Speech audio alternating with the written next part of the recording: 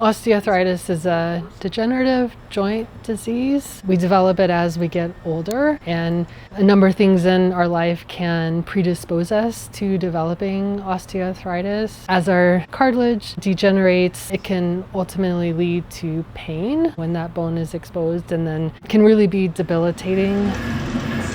ARPA-H is really focused on solving health problems that don't have a solution. People have been working in the area of osteoarthritis for many, many years, yet there's not a cure. And so ARPA-H is really thinking about the current approach to treating diseases is not working, and we really need to have a different way of looking at it.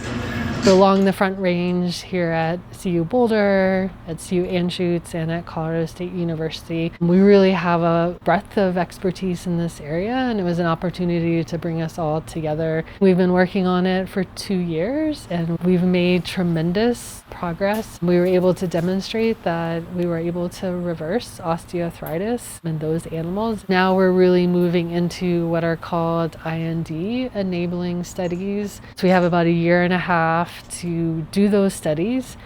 And then if we determine that our materials are safe, we'll submit the paperwork to the FDA to then move into the first-in-human clinical trials, which could happen in 18 months or the start of that, which is remarkably fast. The drug has demonstrated through the studies that we've done to be able to reverse osteoarthritis. So we are hopeful that one shot could really enable patients to be able to kind of restore their joints and get back to healthy lives.